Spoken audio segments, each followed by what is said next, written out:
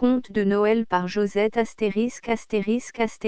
Conte de Noël par Josette avec une préface de Louis Fréchette. Préface. Voici notre petite bibliothèque canadienne qui s'enrichit aujourd'hui d'un nouveau volume, et, chose assez insolite chez nous, ce volume est signé d'un nom de femme. La signature était-elle bien nécessaire cependant pour accuser cette particularité? Non. Car, autant le pseudonyme de Josette voile peu la gracieuse personnalité qu'il a la prétention de couvrir, autant la féminité, pour me servir d'un néologisme mis à la mode par les psychologues du jour, autant la féminité de l'auteur se trahit à chaque page, je pourrais dire à chaque phrase, dans des légèretés de dessin et des fraîcheurs de teinte, que l'homme au pinceau le plus délicat ne parvient presque jamais à atteindre.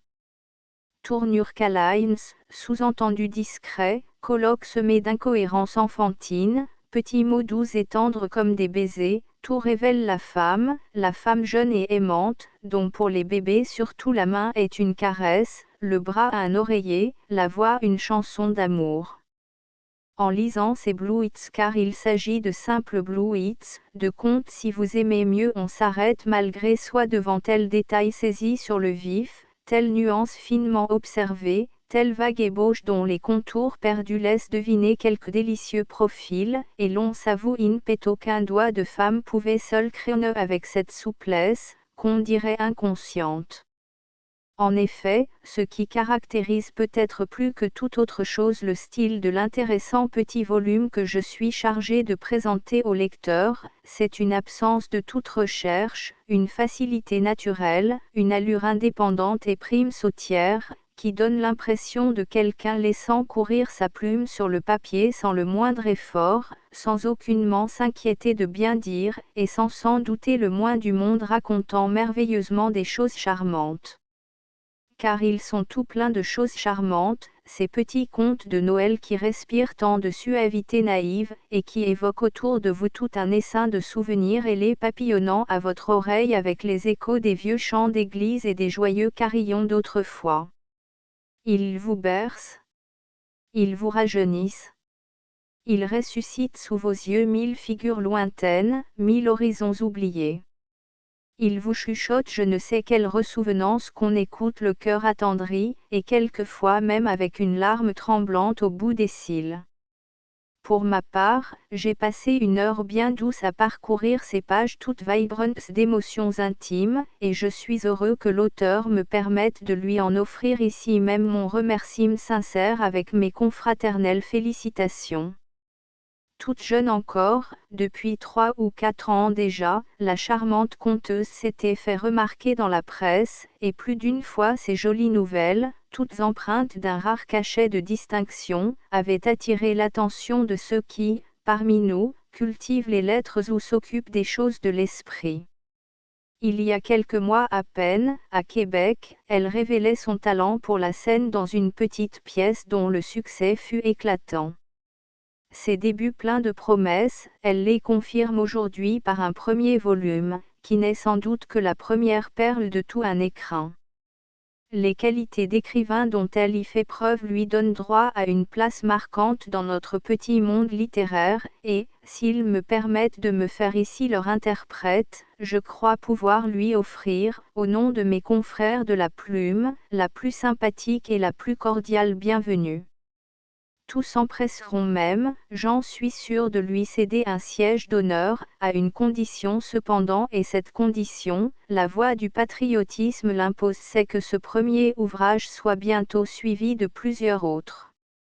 Pour ma part, je lui dirai en lui tendant la main, « Madame, vous êtes maintenant débitrice d'un créancier qui a le droit d'être impitoyable, parce qu'il parle au nom de tous, le public. Vous avez écrit les contes de Noël. Tant pis pour vous, noblesse oblige. » Louis Fréchette. Table des matières. Noël au pays. Hier et demain le rêve d'Antoinette, le jour de l'an Noël, le jour de l'an au ciel, histoire de 2 serins, le dernier biberon. Noël au pays, on est à la Noël. Partout dans la campagne, sur la vaste étendue, les longues routes blanches sont constellées. entre leurs bordures vertes de sapins et bouées fleuries, guide du voyageur dans la plaine immense et nivelée par l'hiver. On les voit courir et se croiser à travers les champs combles. Et c'est comme une procession, ce long cortège de traîneaux venant de toutes parts, s'acheminant tout vers l'église du village.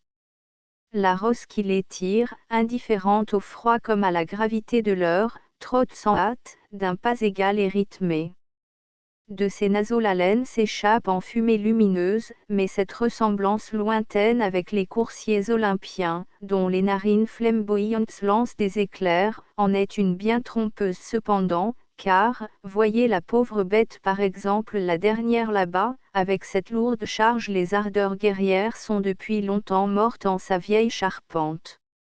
D'un contentement égal elle porte au marché les poches pleines, ou, comme en ce moment, la famille à la messe de minuit. Le pauvre cheval n'est pas né du printemps. Cette demi-douzaine de marmots qu'il traîne là, et d'autres encore qu'on a laissés à la maison, s'il ne les a pas vus naître, du moins les a-t-il tous, chacun à son tour, menés à l'église petits infidèles, pour les en ramener petits chrétiens. L'histoire de ces vieilles bêtes est celle de leur maître. Jeune et fringant, le bon animal brûla jadis le pavé pour conduire chez sa blonde le père d'aujourd'hui. Et, depuis, ils cheminent ensemble dans la vie, se supportant réciproquement, travaillant côte à côte, indispensables l'un à l'autre, se retrouvant toujours aux heures solennelles, aux moments d'urgence, moments où le plus humble des deux devient parfois le principal acteur. Quand il s'agit, par exemple, de longues courses pressées, l'hiver, par les chemins débordés, au milieu de la poudrerie que soulève l'aquilon, l'automne, quand le pied s'embourbe et se dégage avec peine dans les sentiers boueux, et l'été sur les routes sans ombrage. Élément obligé des joies de la famille, il conduit aujourd'hui les enfants à la messe de minuit, cette fête unique pour les petits et les simples, fête mystérieuse où ils retrouvent dans la touchante et poétique allégorie de la crèche, la reproduction tangible, comme une incarnation des choses vagues et douées, du merveilleux qu'ils voient parfois flotter dans les rêves de leur sommeil paisible ou dans les fantaisies de leur imagination naïve. Les deux plus jeunes de ces 6 heureux, enfouis, émus et recueillis, dans le fond du traîneau, y viennent pour la première fois. Tandis que le père, des cons est arrivé descend le premier et se met en devoir de tirer les petits de l'encombrement des robes, le plus grand saute à terre pour jeter la meilleure et la plus chaude peau sur la bête qui fume. Et pendant qu'on l'attache, les mioches, rangés sur le perron de l'église, engoncés, raides comme des mannequins dans leurs gros vêtements d'étoffe du pays, regardent et se disent tous bas, pauvre bidou, il ne verra rien. Puis on les pousse dans le vestibule, où la main paternelle enlève de leur tête, la tuque de laine profondément enfoncée. Les cheveux suivent le mouvement, et demeurent tout droits, hérissés. Qu'importe. Les petits hommes, le cœur serré, ne quittent pas des yeux le chef de famille, prêt à obéir au premier signe. À peine osent-ils passer en hâte leurs grosses mitaines au bout de leurs nez et sur leurs yeux où le froid a mis des larmes. À travers la lourde porte on perçoit quelque chose de doux et de troublant, quelque chose d'exquis comme un chant pour endormir les anges. Soudain cette porte s'ouvre toute grande et les marmots extasiés, le regard attaché sur les 1000 feux de l'autel, avancent inconsciemment, marchent comme dans un rêve, jusqu'à ce qu'on les retienne par leur habit. Tandis que la foule s'agenouille et s'incline autour d'eux, ils restent debout, sans mouvement, absorbés par la vue de la grotte de sapins, cristallisée de sel, représentant la neige sous laquelle gît, presque nu, le petit Jésus tout blanc, tout mignon, tendant les bras en souriant aux fidèles qui l'adorent. Certes, il ne fait pas chaud dans l'église, l'haleine y monte comme l'encens, en spirale blanche, vers la voûte noire. Aussi, malgré la présence du bœuf et de l'âne autour de la crèche, les petits gars se disent-ils en eux-mêmes que cela leur semble bien insuffisant. Ils craignent beaucoup que le bon Jésus ne grelotte, aussi légèrement vêtu. Mais il y a là la Sainte Vierge toute sereine, presque souriante, elle s'en apercevrait bien, elle, puisqu'elle est sa maman, n'est-ce pas, s'il avait trop froid. Qu'importe. Voilà Saint Joseph avec un grand manteau rejeté en arrière et dont il n'a que faire. S'il le lui mettait, ça ne serait pas de trop assurément. Mais non pourtant. Cela doit être. Il faut que l'adorable Jésus souffre pour les hommes, afin d'expier leurs péchés. On leur a souvent raconté cela. Mais pourquoi les vilains hommes ont-ils fait des péchés? Leur cœur se soulève, s'emplit soudain d'une grande indignation. Un violent désir de venger le petit Jésus les saisit. Des gros mots les plus énergiques de leur vocabulaire enfantin d'éloquentes invectives leur montent aux lèvres pour flétrir les ingrats qui lui font tant de mal. Ils vont le prendre et l'emporter.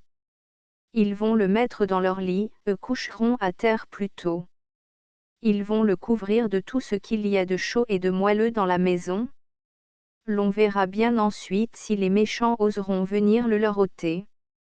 Et les pauvres innocents, navrés, tout frémissants de la tempête qui vient de passer en eux, reniflent tout bas, pris d'une grosse envie de pleurer. Tout à coup la musique cesse. C'est comme si une main brusque chassait leurs rêves en les réveillant brutalement. La grotte de sapins s'emplit d'ombre, et au milieu d'un vilain brouhaha, on les entraîne dehors où le vent glacé les soufflette au visage. Sans un mot ils se laissent tasser, encapuchonnés, enveloppés dans les fourrures, sentant gronder en eux une sorte de mauvaise humeur rageuse qui se fond bientôt en un immense besoin de dormir. À la maison on les sort de leur nid comme des sacs de farine par les deux bouts.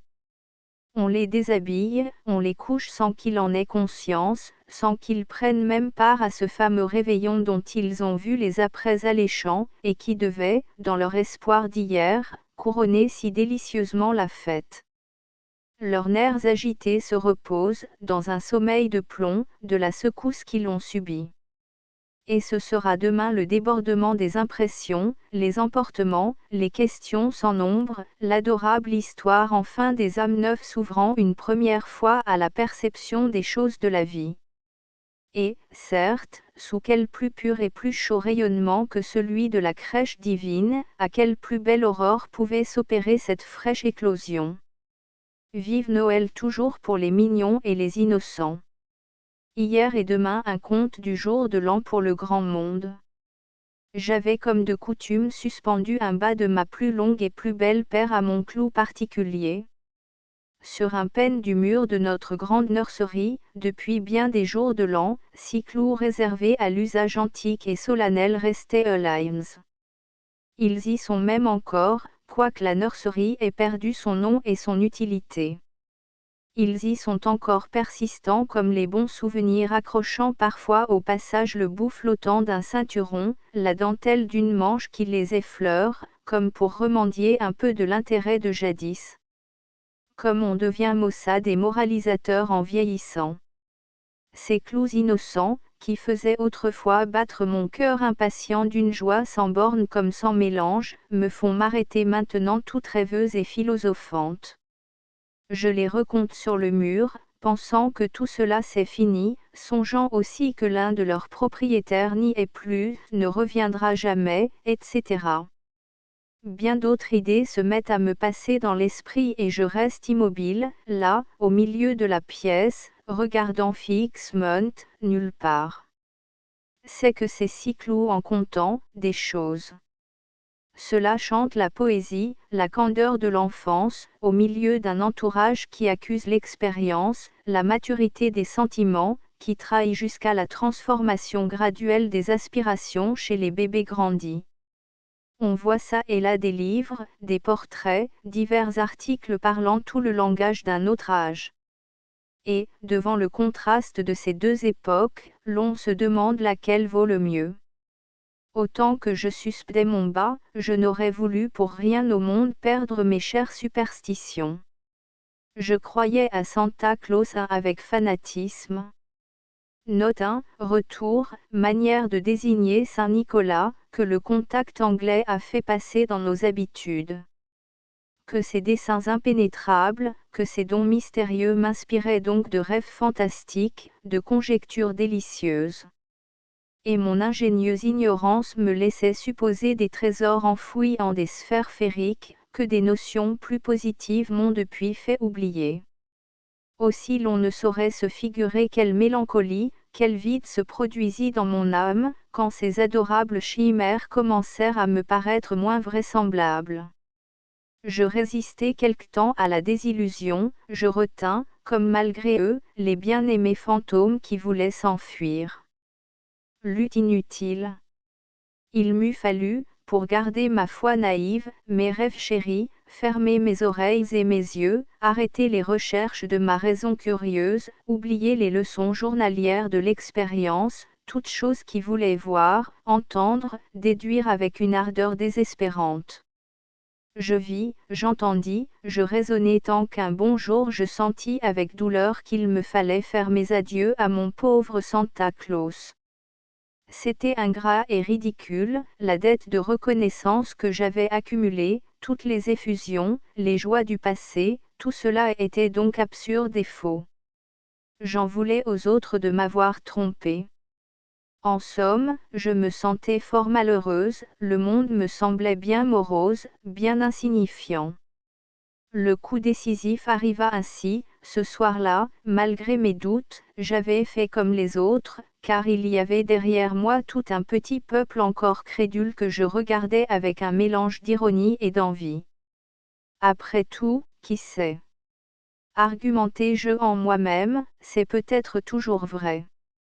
Le bon Dieu est bien bon, et si puissant.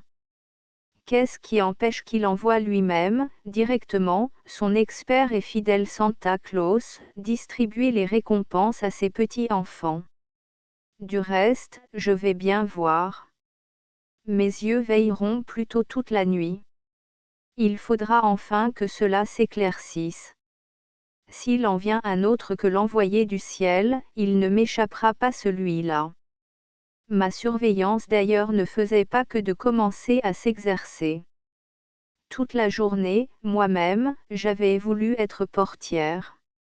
Les allants et venants, les paquets petits et gros, les colloques suspects, tout fut noté avec soin, sans trahir pourtant d'indices révélateurs. Mon scepticisme pâlissait, mes illusions reprenaient vigueur. Je vais bien voir, me répétais-je tandis qu'on emportait la lumière, que les innocents qui m'environnaient se mettaient à ronronner et à marmotter des choses inintelligibles en leurs rêves d'or, je vais bien voir. Mon Dieu, qu'il en coûte de voir quand il fait nuit, que la pendule vous berce obstinément de son monotone tic-tac, que le sommeil caresse doucement le bord de vos paupières, engourdit sans bruit vos pensées. Mon Dieu, que c'est difficile de ne pas oublier son inébranlable détermination, de ne pas céder à la persuasive et commode logique du consolant Morphée. J'y mis pourtant toute mon énergie, ma vigilance ne s'était pas ralentie pour la peine d'en parler, au moment où, vers minuit, l'on vint mettre dans le corridor la veilleuse dont une lueur se projetait justement sur la rangée de nos bas encore vides. Je vais bien voir, fis-je avec un redoublement d'anxieuse émotion. Rien d'inusité ne se passe. Quelqu'un qui rentre dans sa chambre, un silence profond, prolongé. Tout plaide en faveur de Santa Claus. J'écoute encore, rien. Je me rassure, ma tête inquiète et tendue retombe souriante sur l'oreiller, tous les chers fantômes rentrent en se bousculant joyeusement dans mon cerveau rasséréné. Santa Claus triomphe. Deux s'avancent déjà dans mon rêve, radieux, courbé sous un fardeau monstrueux, riant malicieusement dans sa longue barbe blanche de givre et d'antiquité. Oh, le beau moment! Je savais bien que ces gens-là mentaient qui disaient avec de mauvais sourires, il n'y a pas de Santa Claus. Est-ce que le bon Dieu se mêle de cela? On a beau dire, personne ne devine si bien nos souhaits et nos désirs intimes pour cacher adroitement dans nos bas juste les choses que nous voulons. Cher vieil ami, j'aurais voulu lui sauter au cou tant je le trouvais bon d'être revenu. Oh! Il devait bien avoir dans ce grand sac, de beaux patins pour moi. Je les lui avais demandés avec tant d'instance. Avais-je dormi longtemps quand un bruit soudain me fit ouvrir les yeux? Je l'ignore. C'était un son métallique qui m'avait réveillé. Avant d'avoir pu recueillir mes esprits et de m'être rendu compte de ce qui arrivait, j'avais vu l'ombre du nez paternel effleurer rapidement la muraille, j'entendis en même temps le battement d'une pantoufle qui retraitait en hâte. C'en était fait à jamais de mes rêves merveilleux. Il s'était effacé avec l'ombre susdite. Denis eut, pour me consoler de la décevante réalité, que les patins que je trouvais dès l'aube, gisant sous mon clou particulier et dont la chute intempestive m'avait si douloureusement éclairé sur le prosaïsme des choses d'ici-bas. Que de cruelles leçons m'a depuis donné la vie, sans avoir pu épuiser pourtant mon fond de poétiques illusions, tant on en amasse en ces folles années de l'enfance. En l'honneur de ce premier de l'an, à ceux qui m'ont lu, je souhaite, comme récompense, de n'avoir pas trop d'oreilles pour les sinistres avertissements de cette vieille blasée qu'on nomme l'expérience. Libre à eux de ne pas croire à Santa Claus, mais au moins qu'ils lui trouvent des adeptes en leur petit enfant, en reconnaissance des grandes joies dont nous lui avons tous été redevables. Le rêve d'Antoinette à ma nièce. 4 fois j'ai vu, quand c'était le printemps, les grosses branches noires se revêtir de feuilles, et, fiers de leur nouvelle toilette, l'agiter avec un gai froufrou en se pavanant au-dessus de ma tête, et les oiseaux tout joyeux revenir endormir leurs petits dans les berceaux de mousse neuve, au milieu des feuilles fraîches. 4 fois j'ai vu, suspendus aux arbres, les corbeilles renouvelées de fleurs blanches et roses que le petit Jésus y accroche au mois de mai. 4 fois aussi, depuis ma naissance, le tapis blanc de l'hiver s'est étendu sur la terre nue et laide pour la cacher à nos yeux attristés. J'ai bien hâte de vous faire part de ce qui me préoccupe, mais je tenais à vous dire cela auparavant, afin de vous donner une idée de mon âge. Le calcul n'est pas difficile, et si vous êtes un peu perspicace, vous avez deviné que j'ai eu mes 4 ans au mois de juillet dernier.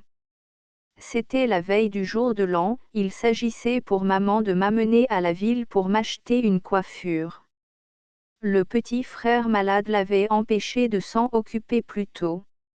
Le détail peut paraître futile, mais il est très important. La suite de mon récit le prouvera. À 2 heures, j'étais habillée, mais d'une drôle de façon. Ne trouvez-vous pas, je le demande aux personnes de mon âge, que les mères ont une tendresse bien chaleureuse? Je l'appelle ainsi, parce que leur sollicitude et leur frayeur du froid les portent à nous emmitoufler de manière à nous faire périr par un excès pour éviter l'autre. Je ris beaucoup quand, au moment de partir, je m'aperçus dans la glace. Un vrai peloton de laine. De mes boucles blondes, pas une n'avait osé s'échapper sous le triple tour du nuage bleu qui m'enveloppait la tête. Mon nez, enfoui dans tout ce lénige, paraissait si peu, que c'était à faire croire que je n'en avais pas. On ne m'avait laissé que les yeux de libre, car on savait que cela me ferait tant de peine de ne rien voir. C'était déjà assez triste de ne pouvoir parler. Ma bouche, il ne fallait pas y songer.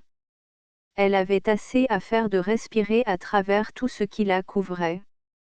Enfin nous montâmes en voiture, puis, glin. Glin. Les grelots résonnent, et nous glissons vite sur la neige unie. Oh! Que de jolies choses partout! Des équipages par centaines, de belles dames, des petits enfants drôlement encapuchonnés comme moi. Et, dans les vitrines, que de merveilles! Des chevaux superbes qui semblent attendre leur maître, à côté, des familles de poupées, les bras tendus et les yeux grands ouverts, comme pour appeler et chercher leur petite mère parmi tous les enfants qui défilent devant elles. À la fin, la voiture s'arrête, et Jacques, me prenant dans ses bras, me dépose sur le seuil d'un grand magasin. Une demoiselle, habillée de noir, avec beaucoup de colliers et des cheveux frisés qui lui descendent dans les yeux, s'avance vers nous. À la demande de maman, elle nous apporte plusieurs bonnets qu'on commence à m'essayer. Je n'ai pas besoin de vous dire que je profitais de ce moment de liberté pour raconter tout ce que j'avais vu. Après m'avoir mis, ôté et remis bien des choses plus ou moins pyramidales, il se trouva qu'une certaine coiffure, que la demoiselle en noir appelait très à la mode, sembla plaire davantage. Combien ? 5 piastres seulement, fit la demoiselle frisée, avec un air très aimable et d'un ton engageant un peu comme Marguerite quand elle veut me coucher et que je n'ai pas sommeil. Petite mère ouvrit des yeux plus grands que d'ordinaire. C'est bien cher ? Remarquez que la peluche de soie est très disputieuse, madame, observa la marchande avec dignité, en flattant le bonnet sur ma tête, comme on caresse un petit chat. Celle-ci est de qualité supérieure. Puis, cela va si bien à votre joli bébé. Continua-t-elle en se penchant pour me voir. Et c'est chaud ? Cela couvre entièrement les oreilles. Elle dit encore beaucoup de choses en tournant et retournant le bonnet très à la mode. Pendant ce temps, maman versait sur la table un grand nombre de sous blancs que la demoiselle frisée donna à un monsieur en lui disant « cash ». 2 notes de « retour », cash, mot usuel dans le commerce canadien, pour appeler les préposés à la caisse qui font la monnaie. Elle avait peur que nous ne les reprissions, probablement. Je ne puis vous dire tout ce que je vis d'étonnant dans cet après-midi. J'étais fatiguée de tant regarder, et me sentis presque heureuse quand maman monta dans la voiture une dernière fois en disant à Jacques de nous reconduire chez nous. Une multitude de lumières brillait partout. Les rues étaient remplies de monde, de voitures, et de bruit. Tout à coup, à l'angle d'une rue, au milieu d'une foule de personnes qui passaient en riant et parlant très haut, que croyez-vous que j'aperçus ? Une maman très vieille, avec sa petite fille, appuyée au mur d'une grosse maison. La mère avait les yeux fermés et mettait sa main sur l'épaule de son enfant. Elle, la pauvre mignonne, avait une robe bien laide et toute déchirée, un vilain mouchoir sur sa tête, ses mains étaient nues. Elle avait des grands yeux bleus pleins de larmes, qu'elle levait parfois en tendant sa petite main rougie vers les passants qui ne la regardaient pas. Oh ! Qu'il était méchant ! Quand je la vis ainsi grelottante et si triste, je frissonnai moi-même sous mes flanelles. Je fis un grand effort pour désigner la pauvrette, mais comment remuer sous les robes pesantes qui m'entortillaient et m'emprisonnaient complètement. J'essayai de crier, mais le bruit de la rue couvrit ma voix. D'ailleurs, nous allions très vite, et la petite mendiante disparut. Je pleurai tout bas, et j'y pensai longtemps. À la fin, comme j'étais bien fatiguée, je m'appuyai sur le bras de petite mère, et ne vis plus qu'à demi les lumières qui dansaient en fuyant. Jacques me porta dans la maison. Papa nous attendait, et tout le monde se mit à table pour dîner. Je fus d'une sagesse exemplaire ce jour-là. C'était charmant de voir comme je ne parlais pas, moi qu'on gronde toujours pour trop bavarder. Je ne mangeais pas beaucoup non plus, on trouvait cela bien singulier, car habituellement j'ai l'appétit d'un gros loup. À la vérité, je me sentais bien pesante, et ma tête alourdie avait des envies folles de tomber sur l'épaule de maman. Comme je serais bien dans mon lit, me disais-je tout bas. Marguerite m'amena avant qu'on eût fini. Je me laissai faire sans pleurer, ce qui est très rare, et, quand elle me déposa dans mon lit tiède et mollet, l'égoïste Antoinette s'endormit sans songer à la pauvre chérie qui avait faim là-bas, dans la grande rue froide. Soudain, quelque chose passe devant moi en m'effleurant. C'est un quelqu'un mystérieux, vêtu d'une longue tunique blanche et vaporeuse. Marguerite m'assure que c'est mon ange gardien. Sa douce figure me sourit et m'invite. Fasciné par cet appel irrésistible, je mets ma main dans celle qu'il me tend, et nous nous envolons doucement tous les deux. Me voilà de nouveau dans les rues claires et bruyantes. Je ne sais comment il se fait que le joli bonnet de peluche est sur ma tête. Maman, craignant toujours les intempéries de l'hiver, me l'aura mis à mon insu au moment du départ, je suppose. Nous avions voyagé à travers la ville éblouissante pendant quelques instants seulement, quand mon compagnon s'arrêta. J'avais devant moi, qui? La petite mendiante. Sa main glacée étendue, et ses yeux humides m'implorant. La vieille pleure aussi, les yeux toujours fermés. Elle est bien lasse et s'appuie pesamment sur l'épaule fatiguée de l'enfant. Pauvre petite, je pouvais enfin contempler ce doux regard si triste qui m'avait tant ému. Je la caressais affectueusement en essuyant ses larmes et en l'appelant sœur chérie. Je voyais de près aussi le vieux haillon noué sous son menton, et qui cachait si imparfaitement ses oreilles que souffletait la bise glacée. Je l'avais enlevé pour mettre mon bonnet très à la mode sur sa jolie tête, mais elle, l'ôtant aussitôt, me le rendit avec un sourire navré. « J'ai bien froid, dit-elle, mais nous avons tellement faim, grande-maman et moi. » Et son regard, sa main ouverte n'y suppliait encore, « Un sou, un pauvre sou, s'il vous plaît. » Murmura sa compagne en gémissant. Que faire? Je regardais la douce figure, elle souriait toujours, mais restait muette. Une idée me vint tout à coup à l'esprit. Pourquoi prodigue-t-on sans remords tant de sous blancs pour les coiffures de certaines petites filles, tandis qu'il en est qui n'en ont même pas pour acheter un morceau de pain lorsqu'elles se sentent mourir d'inanition? Cela me parut absurde, et je résolus d'aller tout de suite rendre son méchant bonnet à la demoiselle, afin de rapporter les sous à la pauvrette. Après avoir couru longtemps, cherchant en vain le magasin aux bonnets, je m'arrêtai, désolée, haletante, à bout de force, puis, à la pensée de celle qui m'attendait là-bas, le cœur palpitant d'espérance, je repris ma course stérile. Le matin, à mon réveil, petit frère gazouillait dans son berceau, non loin de moi, et je voyais les vitres, toutes rouges et d'or, étinceler à travers le rideau de mon lit. En ouvrant bien les yeux, je découvris à mes pieds une ravissante poupée. Le plus joli bébé, avec une masse de cheveux bruns, frisés comme une toison.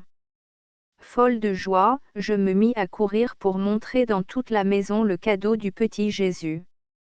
J'embrassais tout le monde, je berçais mon joli bébé en chantant, je caressais ses boucles soyeuses en lui contant toutes sortes de choses. Ah!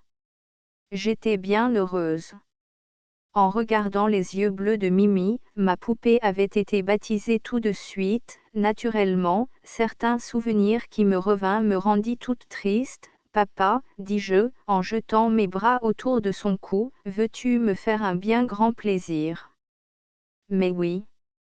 On ne refuse rien à sa petite fille le jour de l'an, répondit ce cher petit père, qui me gâte beaucoup, paraît-il. Que désires-tu? Je racontai alors tout ce qui s'était passé, et, joignant mes mains avec ferveur, comme pour prier le bon Dieu, je le suppliai de nous amener les deux mendiantes pour les réchauffer et me laisser partager mes bonbons avec la douce enfant. Moi, mais nous ne les connaissons pas, cher ange, objecta mon père en m'embrassant avec tendresse. Oui, oui, reprit maman, je crois les connaître. Cette pauvre aveugle et l'aïeul est le seul support de 6 orphelins, dont la mère est morte de privation l'automne dernier. Veux-tu, petite mère? Répétai-je tout bas. Elle me prit sur ses genoux et me pressa sur son cœur, en promettant de m'accorder tout ce que je demanderais. Après la grande messe, en effet, on revint me chercher. Je m'installai dans la voiture, paré de mon fameux bonnet de peluche, muni d'un cornet de bonbons, et accompagné de mademoiselle Mimi, qui faisait des grands yeux étonnés en se trouvant dehors. Jacques nous déposa dans une petite rue que je n'avais jamais vue, devant une vieille masure. Oh! Que c'était noir et triste là-dedans! Pas de feu, pas de lit blanc, rien. Tous les petits frères, appuyés sur les genoux de la grand-mère, pleuraient amèrement en lui demandant du pain. Marie, c'est le nom de la mendiante, avait ses bras autour du cou de son aïeul. Jacques tira de dessous le siège de la voiture un grand panier qu'il emporta dans la maison. Figurez-vous que maman y avait entassé des robes, des bas, des gâteaux, du vin, du pain, des poulets, des bonbons. Je donnai tous les miens au petit frère, qui me faisait rire. Aux larmes en les avalant tout rond. Je prêtai aussi ma poupée à Marie. Elle osait à peine y toucher, et disait avec admiration à la vieille aveugle, « Oh, grand-mère, si tu voyais comme elle est gentille. Un vrai bébé vivant. » La pauvre grande-maman pleurait, elle. C'est drôle comme les vieilles gens pleurent toujours, même quand ils sont heureux. Elle tenait les mains de maman et disait en secouant sa tête blanche, « Que le bon Dieu vous bénisse, bonne petite dame. Que le bon Dieu vous bénisse. » Elle répétait constamment les mêmes paroles en sanglotant. Mais les orphelins étaient bien heureux. Ils dévoraient les tartines que Marie leur distribuait, et allaient tous en offrir un morceau à leur bonne vieille maman. Ne sois pas triste, grand-mère, nous n'avons plus faim. Criaient-ils tous ensemble, sans toutefois perdre l'occasion d'enlever d'énormes bouchées à leurs gâteaux ébréchés. J'aurais voulu passer la journée à les regarder faire. Maman interrompit ma contemplation en me prenant par la main pour me conduire vers la vieille femme assise près de l'âtre sombre. Elle m'approcha tout près de celle-ci et dit en lui touchant l'épaule, « Bénissez-la. C'est elle qui m'a amenée ici. » L'aveugle se leva toute chancelante, et, posant sur ma tête ses mains qui tremblaient, elle prononça lentement ces mots, « Ange du bon Dieu, soyez bénie. » Petite mère lui aida à se rasseoir et m'entraîna hors de la maison. Les dernières paroles que j'entendis avant que la porte se refermât sur nous furent celles-ci, « Que le bon Dieu vous bénisse. » Ainsi soit-il. Le jour de l'an pour les 7 petites filles de Monsieur L.O. David, député. Assurément tous les petits enfants connaissent cette fête. Elle est belle, elle est radieuse pour le plus grand nombre. Elle ramène l'excellent vieux Santa Claus avec des trésors fabuleux entassés dans ses poches immenses et inépuisables. Quelques-uns, hélas, ne connaissent de ce jour que les privations, plus cruelles par leur contraste avec la joie de tout le monde. Ces malheureux petits pauvres que Santa Claus ne connaît pas, qui ne trouvent jamais, jamais rien dans leurs souliers, c'est aux enfants heureux de les consoler, de se constituer leur providence visible. Le petit Jésus, lui qui n'oublie personne, voit leurs larmes. Il les recueille toutes, il les change en des perles magnifiques dont il forme des couronnes plus belles que celles des anges car les anges qui ne pleurent jamais n'ont pas de perles à leur couronne. Puis, quand ses amis dorment, il les vient chercher et les amène avec lui au ciel, pour leur montrer ses précieux joyaux et les ailes faites de la gaze des plus blancs nuages, qu'il garde pour eux. Parmi les petites filles qui attendaient avec anxiété la joyeuse fête de l'enfance, il en était 7 qui, fort probablement, auraient été forcées de renoncer aux étincelantes couronnes du petit Jésus, lesquelles ne se gagnent absolument qu'au prix des soupirs et des peines, n'eussent été les pleurs que leur faisait verser parfois la compassion. Et cela valent presque, aux yeux de Dieu les pleurs de la misère. Heureusement, les nobles émotions de leurs âmes sensibles au malheur, achetaient pour elles ces célestes récompenses. Car des larmes d'honneur, c'était un article rare sous leur toit. Or le cas de pitié, elles n'en faisaient usage que juste ce qu'il faut pour baigner le sourire, en vue d'obtenir les objets de leurs vœux. On sait que c'est un principe de diplomatie qui accourt chez cette petite engeance, qu'un attrait irrésistible à ajouter à sa requête est celui d'un regard suppliant à travers des pleurs. Et c'est d'excellente politique.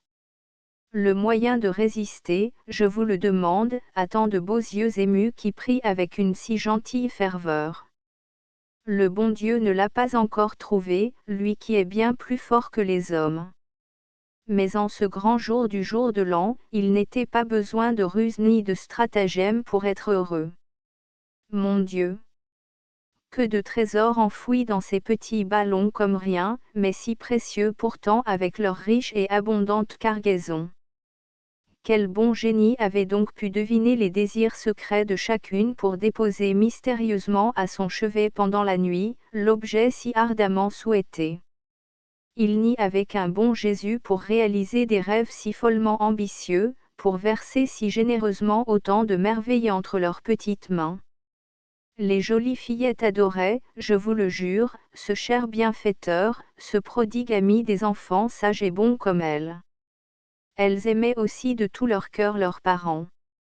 Une pensée leur vint donc tout à coup, qui faillit compromettre l'extrême félicité dont elles jouissaient. Pourquoi le cher papa, pourquoi la belle maman ne recevaient-ils pas, eux aussi, des cadeaux du ciel? Leurs bons petits cœurs se gonflèrent à cette réflexion. Et l'attrait de toutes les choses prodigieuses étalées devant elles disparut soudain. La plus jeune des bébés, dont le bonheur s'était incarné sous la forme de 1000 animaux mignons réunis en une arche de Noé lilliputienne, laisse là son vaste troupeau gisant par terre dans une attitude de désorganisation et d'inquiétude, comme s'il n'avait jamais été sauvé du déluge, et que tout était à recommencer. Par le plus bienvenu des hasards, entrèrent à ce moment dans la chambre qui renfermait tant de désespoir, les heureux parents de cette intéressante famille. La tristesse se fondit comme par enchantement sous une pluie de baisers. Nous en avons eu à profusion des présents du ciel. Leur dit en pleurant de bonheur leur mère les joyaux inestimables, les trésors que le bon Dieu nous a donnés, mes anges, c'est vous. Noël. Deux souliers. Le petit Noël, au bout de sa tournée, s'arrêtait indécis devant deux souliers qui lui restaient à remplir. Et pourtant, rarement il hésite, car c'est son métier de s'aimer à pleine main le bonheur sur sa route, et le bienfaisant génie a pour cette tâche délicate les grâces d'État.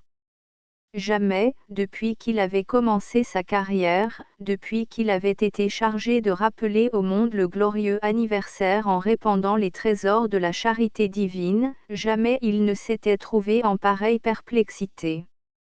C'est que pour un seul cadeau qui lui restait, il y avait encore deux souliers à combler. L'un était une merveille. La mule d'une sultane n'est pas plus précieuse, et Cendrillon en aurait avec plaisir chaussé son second pied. Il était fait de peluche brodée d'argent, et, sur le nœud de satin, nuancé comme une fleur, qui l'ornait, un papillon reposait dont les ailes semblaient avoir gardé des reflets d'aurore. Cambré sur son fier talon, touchant à peine le sol du bout de sa pointe effilée, ce soulier ne semblait avoir emprisonné jamais que le pied d'une fée mignonne, qui l'aurait laissé tomber à terre en s'élançant vers son mystique royaume. Mais, ce qui surtout faisait ressortir la grâce exquise de l'adorable sandale et qui en même temps embrouillait complètement les idées de l'excellent petit Noël, c'était le contraste du voisinage. À côté de ce chef-d'œuvre d'élégance et de luxe, gisait, sur le tapis, le plus roturier des sabots. Lourd, usé, crotté, il semblait durci au feu, après avoir été trempé au bourbier des rues. Pauvre petite ruine! Peut-être au demeurant était-elle plus à plaindre qu'à mépriser pour sa laideur. Comme il avait dû vaillamment patauger, trottiner et courir pour être ainsi sali et morfondu, le pauvre sabot. Mais, que venait-il faire ici? Et pour qui réclamait-il les faveurs du petit Noël? Celui-ci voyait bien devant lui sommeillant dans leurs lits respectifs deux enfants, aussi dissemblables d'attitude et de nature que l'étaient le soulier merveille et le grossier sabot, mais cela ne tranchait pas son embarras. Dans un berceau duveté, tendu de soie et de gaze blanche, vaporeuse comme les visions d'un rêve, une enfant reposait. Elle ressemblait aux anges qui ornent les autels, tant elle était belle et pâle. Pas un soupir, pas un mouvement ne trahissait la vie sur sa figure idéale. Son repos était une extase. Tout auprès, dans sa camisole de bure, une fillette rose dormait heureusement, la tête appuyée sur son bras potelé. Ses cheveux en broussailles cachaient à demi son visage, et flottaient comme une poussière d'or sur l'oreiller. Parfois un plus long soupir accentuait sa respiration, ses bras nus s'étiraient avec aise, ses lèvres closes, rouges comme un fruit mûr, s'ouvraient en un sourire de béatitude, ses petons d'eau douce repoussaient la couverture, puis la bouche rieuse se reformait en une fleur vermeille, les menottes disparaissaient dans la brume blonde des cheveux, les petits pieds blancs, devenus frileux, allaient s'enfouir sous les lénigeuses, et l'enfant se pelotonnait voluptueusement dans la tiédeur de son nid. En la contemplant, le petit Noël cherchait à s'expliquer le mystère de ce bizarre rapprochement. Il supposait bien, lui qui connaît intimement le bon Dieu, et qui sait que sa toute-puissante providence ne s'amuse pas à de futiles espiègleries, il soupçonnait fort, dis-je, un dessein de la miséricorde divine. Et cependant, répétait-il d'un air songeur en regardant le bébé mignon, qu'il était bien près de trouver importun. Un grand sac dégonflé pendait au cou du céleste émissaire, et chaque fois que ses yeux tombaient sur le bon diable de vieux sabots, sa main instinctivement tâtait ce sac vide. C'était, selon toute probabilité, celui qui avait contenu les présents réservés aux souliers de cette catégorie. Déjà l'aube discrète glissait à travers les ténèbres ses lueurs lactées. Bientôt le sommeil, agité de rêves fantastiques et de visions éblouissantes, allait fuir les paupières enfantines, empressées de s'ouvrir aux belles choses déposées à leurs pieds par la munificence du petit Noël. Il fallait se hâter. L'ami de l'enfance allait être pris en flagrant délit de visibilité, et cela, il ne l'aurait pas voulu pour une couronne de séraphins. Chacun a son orgueil. Celui de cet excellent esprit est d'expédier la besogne qu'on lui confie, d'une façon irréprochable, et surtout promptement.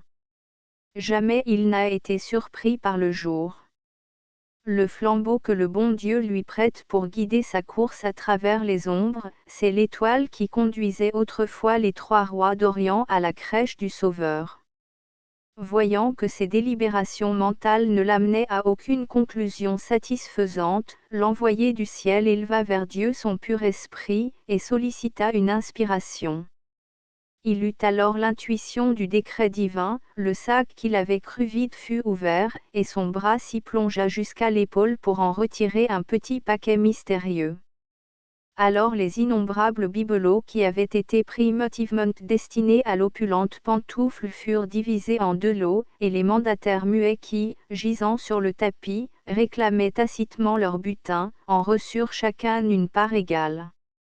Puis, louant le Créateur de son ingénieuse et tendre générosité, le bon petit Noël brisa le cachet de l'enveloppe énigmatique dont il avait deviné le contenu précieux.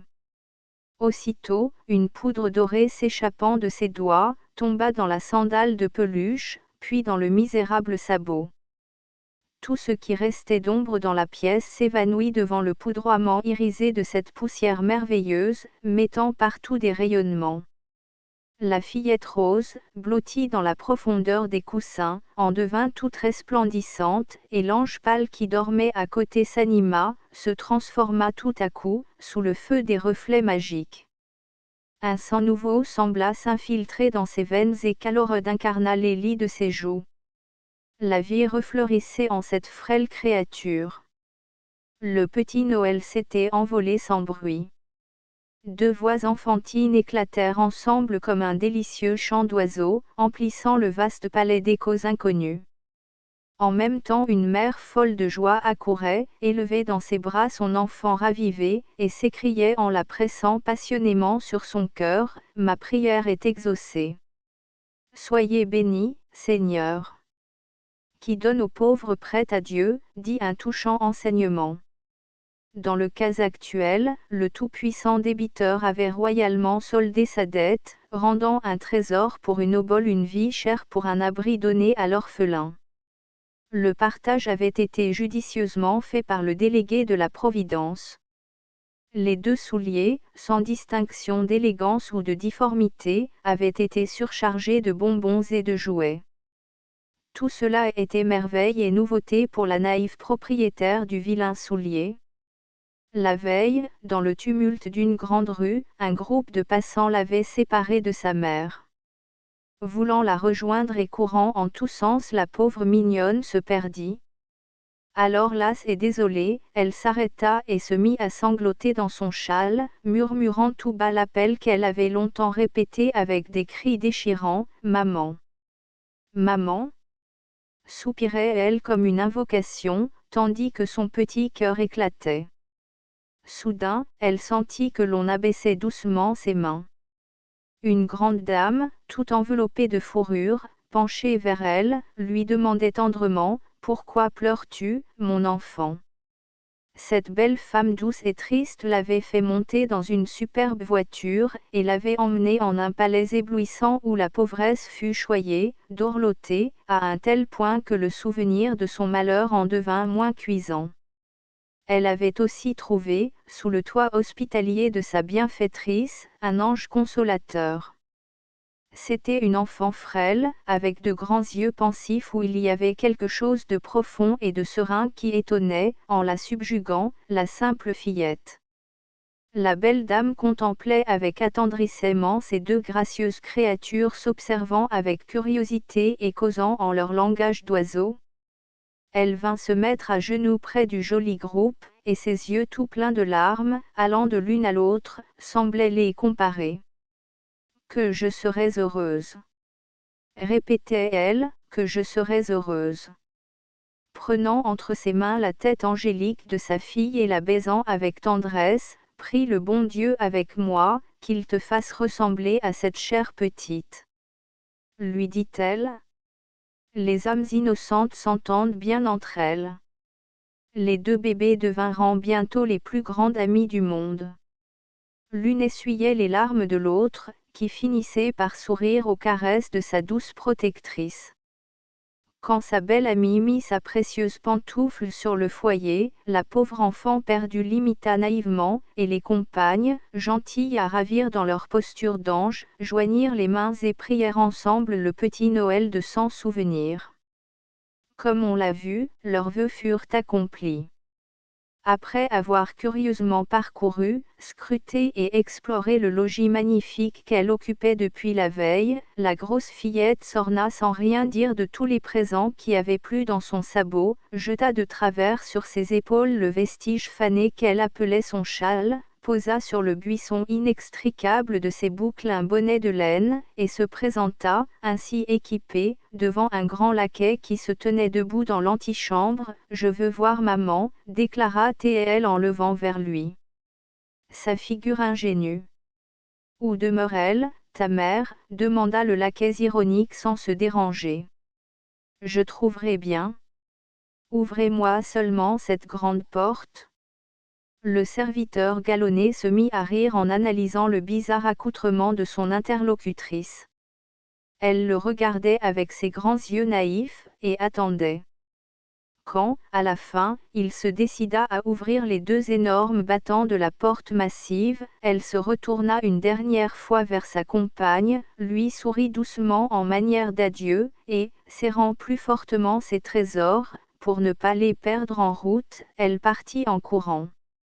C'est alors que le petit sabot se remit à patauger en expert, et que les polychinelles et les poupées, étroitement emprisonnées entre ses bras, eurent leurs cheveux joliment ébouriffés par les collisions diverses qu'ils subirent avec les passants, les poteaux de réverbères, que sais-je encore. Et, ma foi, tout était pour le mieux. Ces personnalités élégantes, en leur mise irréprochable, se fussent trouvées bien dépaysées dans le logis où les conduisait leur petite maîtresse. L'emmêlement de leurs chevelures, et les menus avaries que reçurent leurs toilettes pendant le trajet, les firent accueillir comme de la famille chez leurs nouveaux hôtes. Après une très longue course, notre amie s'arrêta devant une bicoque, et frappa la porte du pied en appelant sa mère. Elle tomba dans les bras de celle-ci, toute bourrée de ses cadeaux, cherchant à les garantir jusque dans la chaleur de l'étreinte maternelle. Aux questions empressées, « D'où viens-tu, cher enfant ? Qu'as-tu fait ? Où as-tu passé la nuit ?» La fillette ne répondait rien. Elle exhibait à ses petits frères son riche butin, ses yeux brillants du plaisir de se retrouver dans la misère et l'intimité de sa cahute. La rentrée de la chair absente avec son attrayant cortège chassa le laid fantôme du désespoir qui était venu s'asseoir au foyer. La mère ravivée, berçant longuement entre ses bras le bébé retrouvé, oublia toutes les angoisses des dernières heures. Le bonheur qui n'attendait que ce signal éclata dans la masure un instant assombri. Car le petit Noël avait aussi passé là, jetant dans les sabots la semence d'or qui donne la paix du cœur, l'insouciance heureuse et la fraîcheur colorée d'une vigoureuse jeunesse. Pour récompenser la charité d'une mère, Dieu avait donc mis dans un palais le don inestimable qu'il réserve à ses amis les pauvres. Il y avait déposé le rare bien, l'unique trésor en cette vallée de larmes. Le jour de l'an au ciel à mes trois petites amies, Eva, Constance et Marie-Paul, au ciel il ne fait ni jour ni nuit. Dans cet heureux séjour luit constamment une splendide lumière, faite de toutes les aurores que le bon Dieu garde en réserve pour nous les dispenser une à une, de tous les rayons que nous verse journellement sa munificence sans jamais en épuiser le trésor, et de tous les astres éblouissants qui lui restent à s'aimer encore dans les espaces azurés.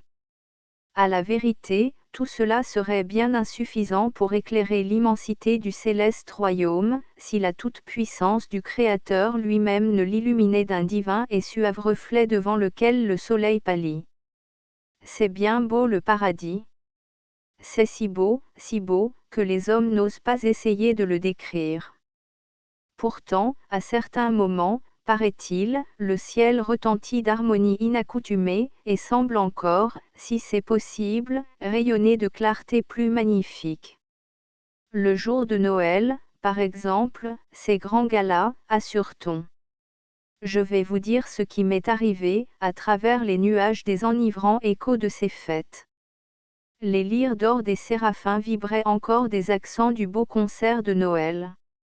Déjà les élus les plus anciens semblables aux bons vieux serviteurs qui ne s'attardent jamais dans l'accomplissement d'un devoir se relevant de leur longue adoration aux pieds de l'enfant Jésus, dont c'était la fête spéciale, songeaient à retourner à leur poste respectif.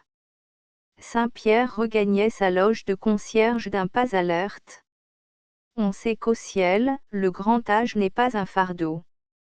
Sainte Cécile, qui s'était particulièrement surpassée par des élans d'extatique inspiration, remettait sa harpe dans son riche étui. Les petits anges folâtres, reprenant leur jeu, se poursuivaient en agitant leurs ailes blanches, jusqu'auprès de la belle Vierge qui souriait à leurs ébats, et sous la surveillance du grand maître des angéliques légions, Saint Michel. Le vainqueur de Satan conservait l'allure formidable qui convient à un héros guerrier. Il n'effrayait pas cependant, avec son grand glaive celui précisément qui lui servit dans son fameux combat avec Lucifer les petits soldats de son armée, quelques-uns d'entre eux se réfugiaient jusque dans les plis de ses ailes pour échapper aux espiègles assauts de leurs frères. Ah! Maintenant, disait à d'autres bienheureux un beau vieillard, il me faut songer à mes enfants de là-bas. Savez-vous qui il appelait ainsi, ce beau vieillard? Et soupçonnez-vous un peu ce qu'il pouvait être lui-même? Ce vénérable personnage n'était autre que le fameux Santa Claus. Et ses enfants? C'était vous, c'étaient toutes les fillettes sages qui ont mérité des étrennes. Mes chers amis, je ne voudrais pas être obligé de vous énumérer toutes les choses inouïes, renfermées dans le magasin aux étrennes dont notre vieil ami avait la charge. Cela me prendrait bien plus de temps qu'il ne lui en fallut pour les verser toutes dans ces énormes sacs. Vous savez les superbes caresses que les fées d'autrefois faisaient surgir de modestes citrouilles, et les toilettes magiques qu'elles donnaient à leurs filleuls. Vous avez vu dans l'histoire de Cendrillon de quels adorables bijoux ces mystiques dames couvraient leurs protégés? Eh bien, tout cela n'était rien à comparer aux riches bagages de Santa Claus. Songez grec. Il y avait là de quoi réjouir tout un univers de petits enfants. Quand le messager de la bienfaisance divine traversait le ciel, courbé sous le poids de ses trésors, pour aller prendre congé du souverain maître et recueillir ses instructions, le bruyant cortège des anges s'arrêtait pour le regarder passer. Il se trouvait même des élus qui avaient été d'austères pénitents sur la terre, et qui s'amusaient naïvement à examiner ces délicieux bibelots. Saint Jérôme, par exemple, et d'autres saints qui ont toujours vécu dans le désert, et qui n'avaient jamais vu de joujou, s'extasiaient littéralement devant tous ces chefs-d'œuvre de la paternelle libéralité du bon Dieu. Il y en a pour tout le monde, demanda le petit Jésus. Mes enfants seront tous heureux? Santa Claus le croyait bien. Il partit donc avec une troupe d'anges. Ces anges sont pour le servir dans sa charitable tournée. Il se glisse doucement à l'intérieur des maisons, et dépose dans les mignons souliers l'envoi du divin ami de l'enfance. Cela exempte de la peine au bon vieillard et abrège la besogne. Il a tant de chemin à faire dans une nuit. La céleste délégation était de retour au paradis avant que fussent tendus dans le firmament les voiles mordorés du matin. Le cortège, en arrivant, alla se prosterner devant la divine majesté. Cependant, Santa Claus n'avait pas, comme d'habitude, ce sourire content que donne la satisfaction du devoir accompli et la certitude d'avoir fait des heureux. Le petit Jésus, que la Sainte Vierge berçait dans un lit tout orné de diamants, tandis qu'elle chantait doucement de sa voix qui ravit le ciel, le petit Jésus avait remarqué cela tout de suite. Les présents ont-ils donc manqué? Qui n'est pas satisfait? Le bon Santa Claus raconta alors ceci: mon travail était achevé sur la terre, dit-il. Je remontais lentement vers ce céleste séjour en jetant sur l'univers un rétrospectif coup d'œil, pour m'assurer que personne n'avait été oublié. Je disais, en me réjouissant, à mes compagnons, là, nul ne pleurera demain. Les prières enfantines que notre bon Père aime tant monteront vers lui reconnaissantes, chaudes et pleines d'amour.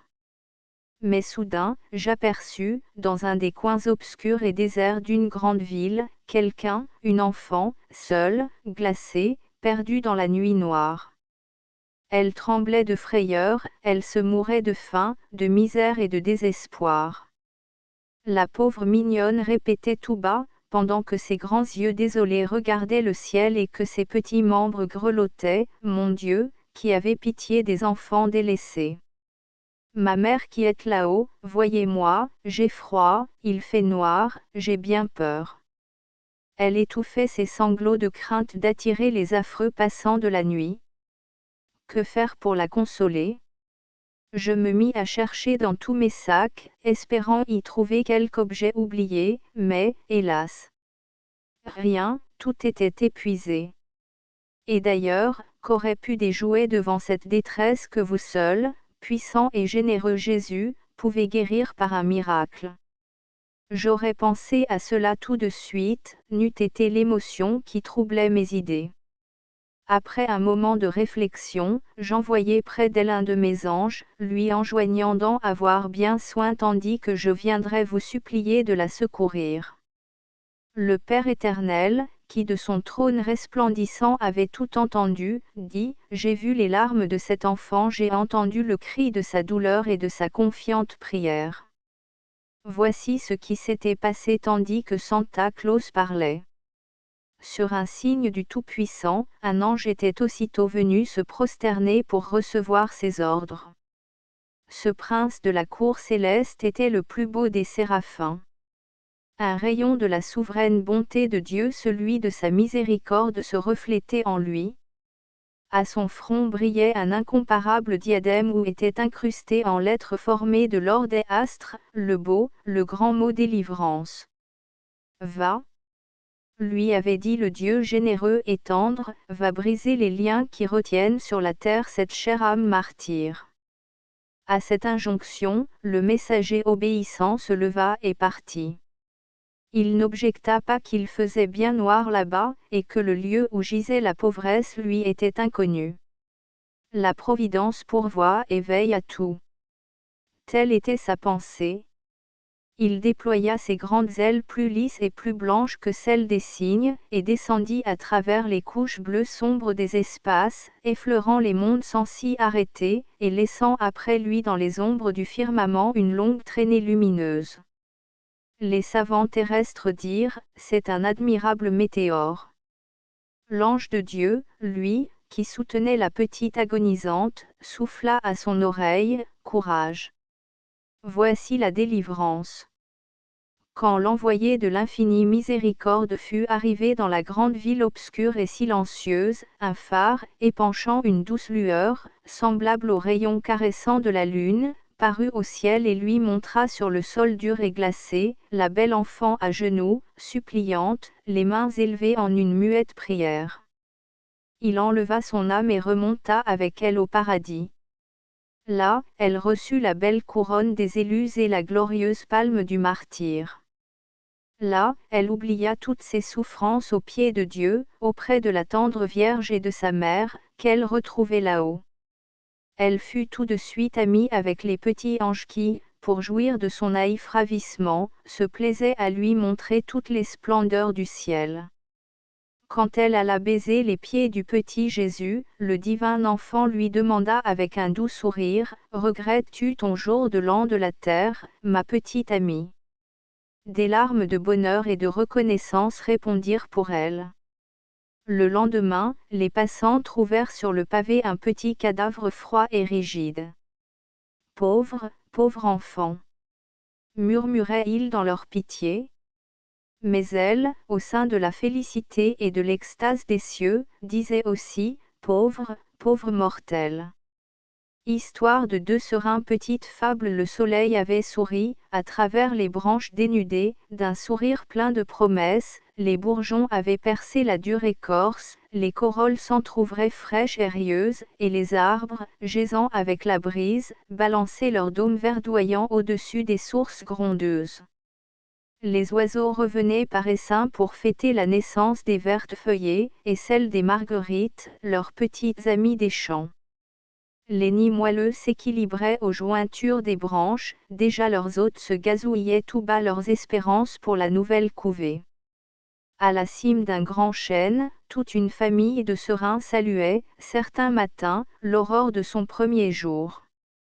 Le ruisseau qui dort, sous les grosses branches de l'arbre géant, le rayon de soleil qui miroite sur la feuille humide au bord du nid, le coin d'azur à travers le rideau de feuillage, cette verdure flottante qui les berce avec de caressants murmures, toutes ces nouveautés ravissantes qui se révèlent à leurs regards étonnés, tiennent hors du nid les têtes curieuses de ces êtres naissants. L'horizon empourpré, la source éblouissante qui bondit sur le flanc de la montagne, les flocons blancs dans le bleu du ciel, tout cela a des tons chatoyants et séducteurs, des appels gros d'attraits et de promesses pour les nouveaux éclos. Et c'est un murmure continu, un concert de petits cris joyeux. Qu'ils sont heureux de vivre. Oiselets d'un jour, ils ont le présent harmonieux et ensoleillé, et l'avenir. L'avenir. Quand les plumes dorées auront poussé, quand les ailes diaprées se déploieront avec la vigueur de la jeunesse. L'avenir ne se prépare-t-il pas pour eux plus doux que le nid, plus vermeil qu'un reflet de crépuscule dans le ruisseau limpide? Les petits serins ont cru. Ils ont atteint la taille ordinaire des oiseaux de leur espèce, mais l'un d'eux surtout est un prodige, l'orgueil de la famille, la gloire de la nichée. Quand sa voix vibrante et modulée éveille les écho-tunnels, plus d'une jeune serine sent palpiter son cœur d'oiseau, et joint une note émue à ses trilles éclatants. Les êtres ailés, moins méticuleux que les hommes, reconnaissent sans formalité et acceptent sans élection, le souverain que Dieu semble leur désigner dans celui d'entre eux qu'ils dotent de plus de charme. Ceux du vieux chêne avaient voué un culte d'admiration et d'hommage à leur superbe compagnon. Mais lui, indifférent à ses honneurs et à son prestige, ne formait dans sa tête altière que des projets aventureux de fuite et de voyage. Un jour aussi puissant que beau, il s'élança d'un seul trait, de la cime du grand arbre au sommet de la montagne lointaine. Puis, intrépide, il alla se percher sur une branche morte accrochée au milieu de la cascade fougueuse. De là il envoya au ciel sa chanson triomphale. Ses parents effrayés avaient essayé de le suivre, mais tristement ils étaient revenus aux chênes, les pieds de loin, le cœur serré par un funeste pressentiment. D'un vol aussi rapide le téméraire enfant était revenu, toute la tribu en émoi l'attendait anxieuse. Au lieu de regagner le nid paternel où ses petites sœurs attendries l'appelaient de toutes leurs clameurs, le jeune héros, comme pour lui faire hommage de ses premiers lauriers, alla droit chez sa voisine, la plus jolie serine du monde, secouer ses ailes étincelantes des gouttelettes diamantées de la source, et roucouler la plus suave, la plus délicieuse, la plus enchanteresse des mélodies que Dieu ait enseignées à ses créatures. Les humains qui l'entendirent crurent que les accords d'une musique mystérieuse, s'échappant des sphères célestes, étaient parvenus à leur oreille privilégiée. Les échos émerveillés la répétèrent avec enthousiasme. Tout le vieux chêne tressaillit, et un concert de louanges s'en éleva comme une fusée vibrante et prolongée. Ces joyeux accents avaient ragaillardi toute la peuplade. Chacun, sous la feuille qui l'abrite, s'endormit paisible, rêvant de douces choses. Seule, la belle serine avait compris le mot d'adieu caché sous la chanson brillante. Tristement sa petite tête veloutée s'enfonça sous le duvet de l'aile maternelle. Qui dira combien d'étoiles s'étaient allumées au firmament, combien de soupirs avait poussé la brise à travers les feuilles frémissantes avant que le repos vînt clore sa paupière. Le lendemain toutes les fêtes ont un lendemain. Les premiers reflets de l'aurore avaient effleuré la cime de l'arbre séculaire, le roi du jour, disant adieu à d'autres peuples, apparaissait, s'élevait majestueux de son bain de flammes. Toute la nature chantait l'hymne matinal à sa manière, et le vieux chêne était muet, mais plein de consternation, d'agitation et d'effroi. Point l'idole, le serein adoré, le beau charmeur des bois s'était envolé, laissant l'angoisse au nid, le deuil à la voisine éplorée.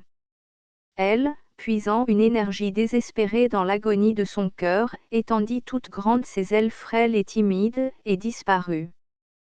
La belle idolâtre, n'écoutant que son amour, volait sur la trace du cher infidèle. 3 longs jours de recherches et de souffrances s'étaient éternisés pour l'infortunée voyageuse. L'ouragan avait soufflé, la tempête avait mougi.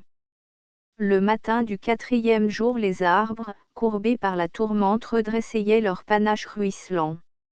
Le soleil revenait sécher les pleurs de la nature qui souriait à travers ses larmes en revoyant son radieux époux.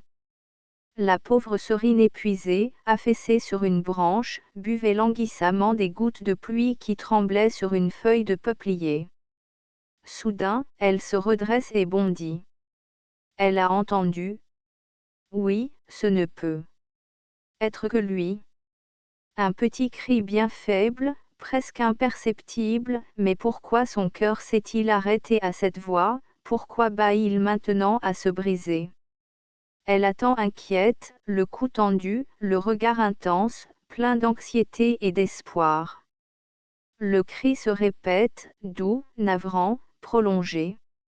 Rapide comme l'éclair, la serine franchit l'espace qui la sépare de son bien-aimé au bonheur. Il était là, elle le retrouvait. Mais non. L'espérance un moment ravivée allait s'éteindre à jamais. Hélas! Le roi du vieux chêne est blessé. Son aile rompue palpite de douleur. Une fièvre brûlante l'agite et le consume. Il souffre. Il se meurt. Ah! Pourtant il ne peut périr, puisque le dévouement et l'amour subsistent encore pour lui en un cœur féminin. La jolie serine se fait sœur de charité. Multipliant les soins au bien-aimé malade, elle vole au torrent, en rapporte dans son bec 3 gouttes fraîches pour les couler sur la blessure.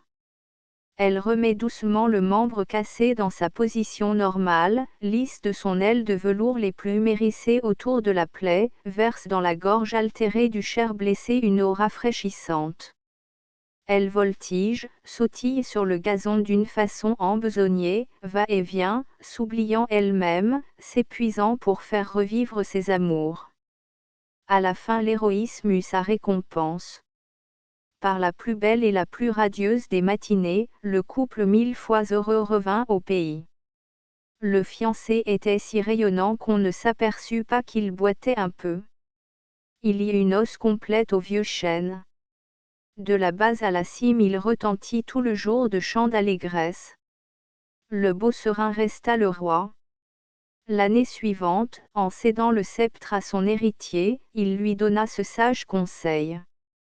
Au fait, que croyez-vous qu'il lui dit? De toujours rester au nid natal, prudemment abrité sous l'aile maternelle. Oh non, mon fils, lui dit-il, quand la mousse du nid, quand la tendresse de ta mère ne suffiront plus aux aspirations de ton cœur troublé, va, mon enfant, au sein de la tempête, recueillir une précieuse blessure, le ciel alors t'enverra un messager béni qui te fera revivre 2 fois. Mon fils, un pareil trésor vaut bien une aile brisée. Le dernier biberon on avait dit à bébé, c'est fini maintenant. Vous êtes trop grande. Il faut jeter cette affreuse chose au chat. Au sat, répétait-elle, captivée par le souvenir du favori. Et c'est tout ce qu'elle retenait de ce grave syllogisme.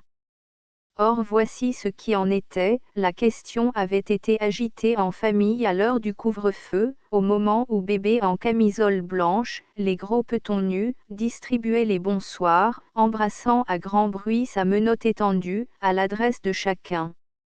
Toutes les têtes levées, fascinées par ce Jésus potelé aux boucles blondes, souriaient, lui renvoyaient les baisers, mais la bonne se penche, et, à demi-voix, faut-il le lui donner? Ah c'est vrai. Fait la maman subitement rembrunie, prise de lâcheté devant la grandeur du sacrifice, puis cédant tout accent grave fait, si, pour ce soir. Alors le père, sans quitter sa gazette, mais enlevant son cigare, prononce avec énergie, ne lui donnez pas cette horreur. Je vous en prie. Ah! Il proteste. Ça lui est bien facile à lui. On ne peut pas, fut-il objecté, tout d'un coup, comme cela. Mais lui l'interrompant, je te dis que vous l'empoisonnez. Vous l'empoisonnez. Voilà bien les pères. Ces stoïciens de la théorie, ces braves d'arrière-plan qui commandent la manœuvre d'une voix de tonnerre et s'enfermant dans leur cabinet pour ne l'entendre pas exécuter. Eh bien, essayez, avait dit la maman avec résignation, intimidée par tant de fermeté. Mais vous ne savez pas encore le sujet du litige.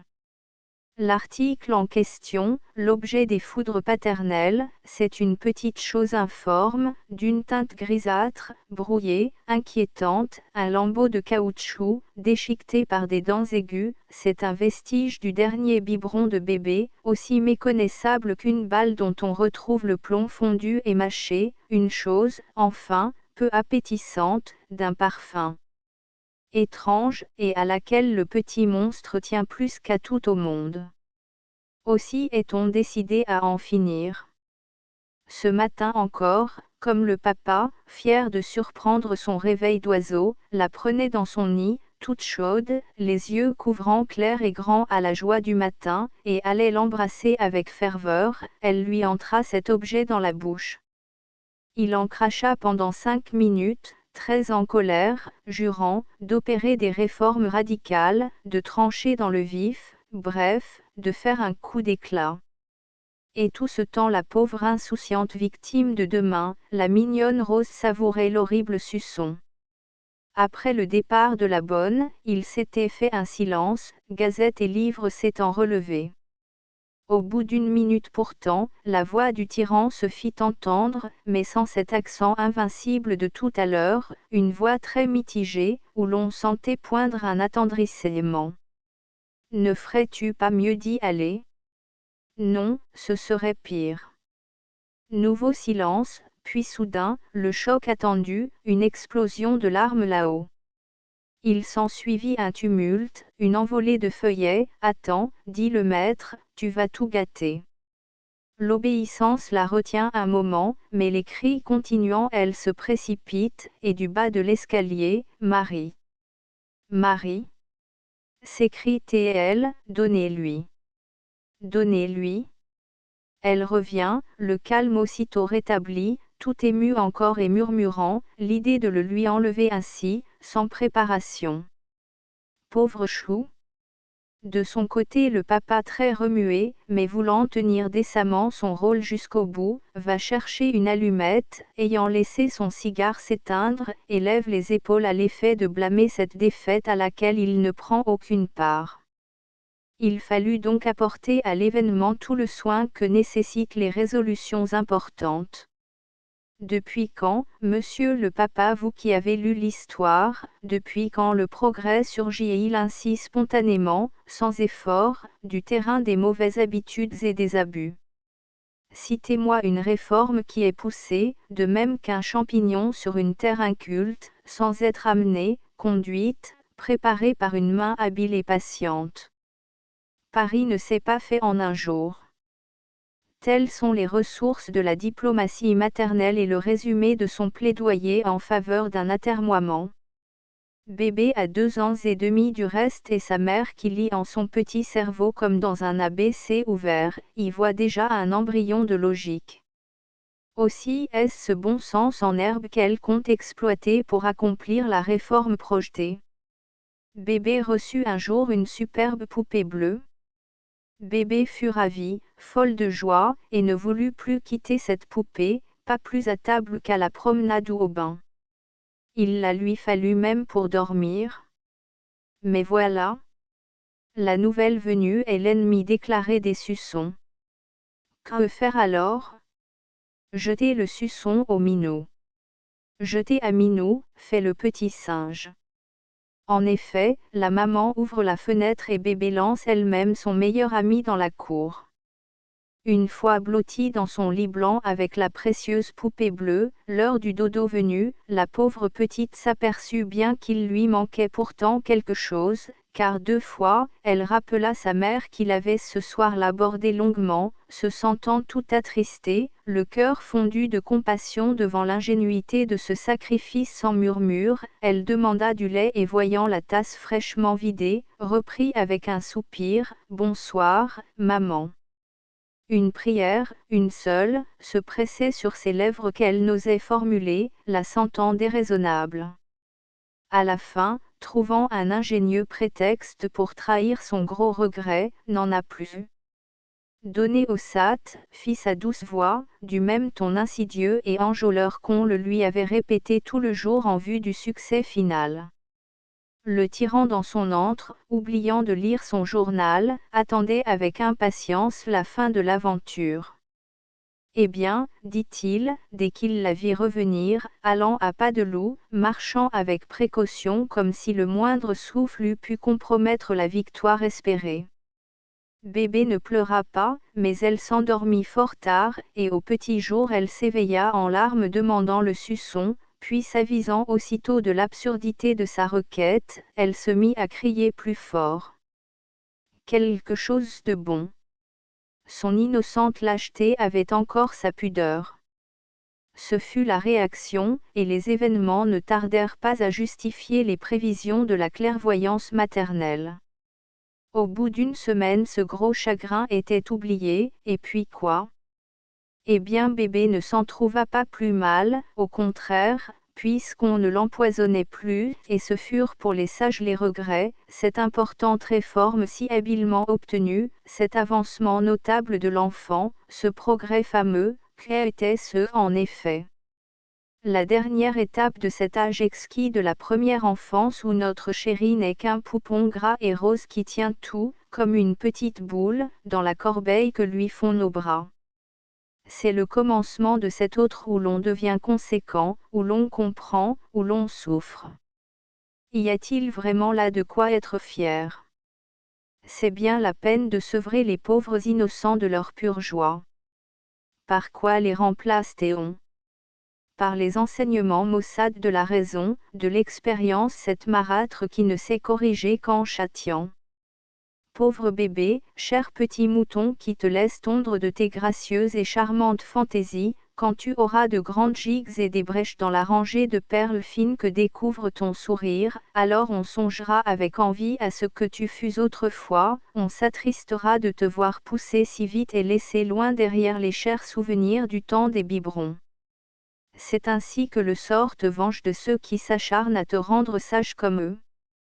C'est probablement ce regret anticipé qui fit que la maman de tout à l'heure, bientôt revenue de l'orgueil de son triomphe, put être vue cherchant avec soin, sous sa fenêtre, parmi les balayures, un petit objet perdu, pleurant presque, à l'exemple de bébé, à la pensée que le vilain chat aurait bien pu en effet le manger.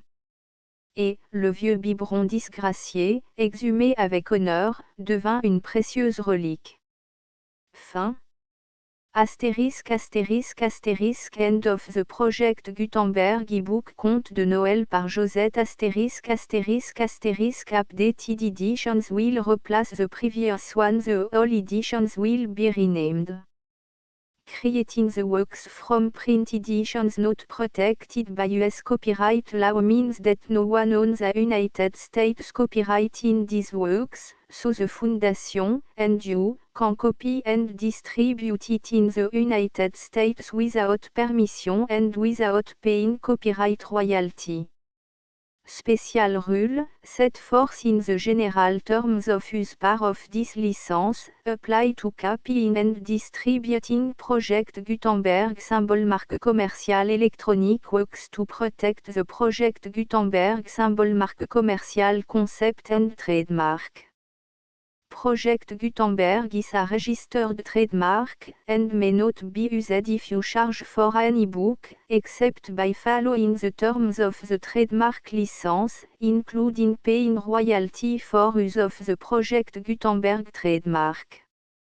If you do not charge anything for copy of this e-book, complying with the trademark license is very easy. You may use this e-book for nearly any purpose such as creation of derivative works, report, performance and research. Project Gutenberg e-books may be modified and printed and given away. You may do practically anything in the United States with e-books not protected by US copyright law. Redistribution is subject to the trademark license, especially commercial redistribution. Start, full license. The full Project Gutenberg license. Please read this before you distribute or use this work to protect the Project Gutenberg symbol marque commercial mission of promoting the free distribution of electronic works, by using or distributing this work, or any other work associated in any way with the phrase Project Gutenberg. You agree to comply with all the terms of the full Project Gutenberg symbol marque commercial license available with this file or online at www.gutenberg.org/licence. Section 1.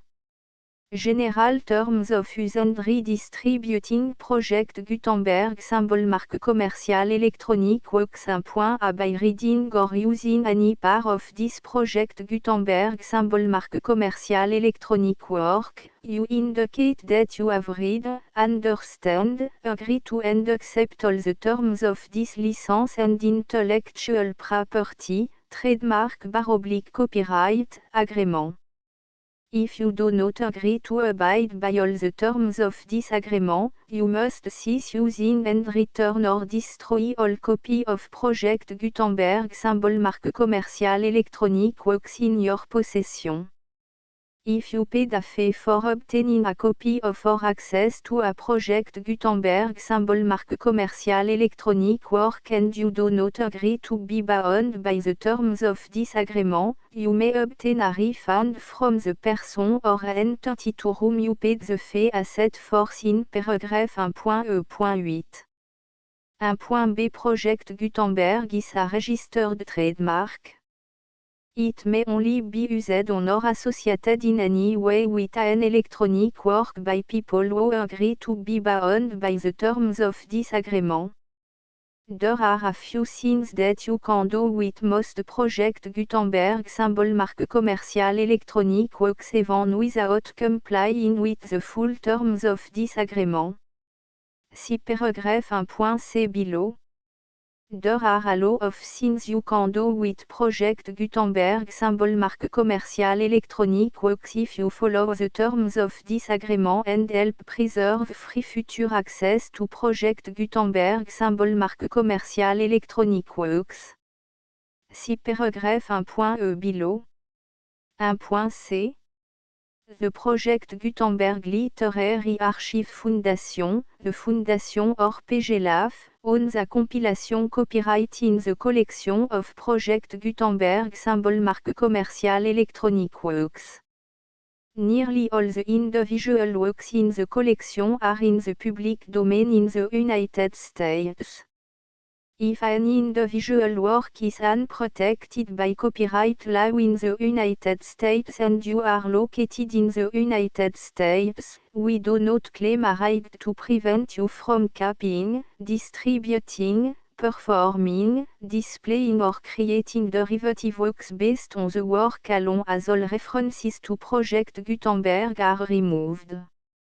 Of course, we hope that you will support the Project Gutenberg symbol marque commercial mission of promoting free access to electronic works by freely sharing Project Gutenberg symbol marque commercial works in compliance with the terms of this agreement for keeping the Project Gutenberg symbol marque commercial name associated with the work. You can easily comply with the terms of this agreement by keeping this work in the same format with its attached full Project Gutenberg symbol marque commercial license when you share it without charge with others. 1.d. The copyright laws of the place where you are located also govern what you can do with this work. Copyright laws in most countries are in a constant state of change. If you are outside the United States, check the laws of your country in addition to the terms of this agreement before downloading, copying, displaying, performing, distributing or creating derivative works based on this work or any other Project Gutenberg symbol marque commercial work. The Foundation makes no representations concerning the copyright status of any work in any country other than the United States. 1.e Unless you have removed all references to Project Gutenberg. 1.e.1. The following sentence, with active links to, or other immediate access to, the full Project Gutenberg symbol marque commercial license must appear prominently whenever any copy of a Project Gutenberg symbol marque commercial work, any work on which the phrase Project Gutenberg appears, or with which the phrase Project Gutenberg is associated, is accessed, displayed, performed, viewed, copied or distributed. This ebook is for the use of anyone anywhere in the United States and most other parts of the world at no cost and with almost no restriction whatsoever. You may copy it, give it away or reuse it under the terms of the Project Gutenberg license included with this ebook or online at www.gutenberg.org. If you are not located in the United States, you will have to check the laws of the country where you are located before using this ebook. 1.e.2. If an individual Project Gutenberg symbol marque commercial electronic work is derived from texts not protected by US copyright law, does not contain a notice indicating that it is posted with permission of the copyright holder, the work can be copied and distributed to anyone in the United States without paying any fees or charge. If you are redistributing or providing access to a work with the phrase Project Gutenberg associated with or appearing on the work, you must comply either with the requirements of paragraphs 1.e.1 through 1.e.7 or obtain permission for the use of the work and the Project Gutenberg symbol marque commercial trademark as set forth in paragraphs 1.e.8 or 1.e.9. 1.e.3. If an individual project Gutenberg symbol marque commercial electronic work is posted with the permission of the copyright holder, your use and distribution must comply with both paragraphs 1.e.1 through 1.e.7 and any additional terms imposed by the copyright holder. Additional terms will be linked to the project Gutenberg symbol marque commercial license for all works posted with the permission of the copyright holder found at the beginning of this work.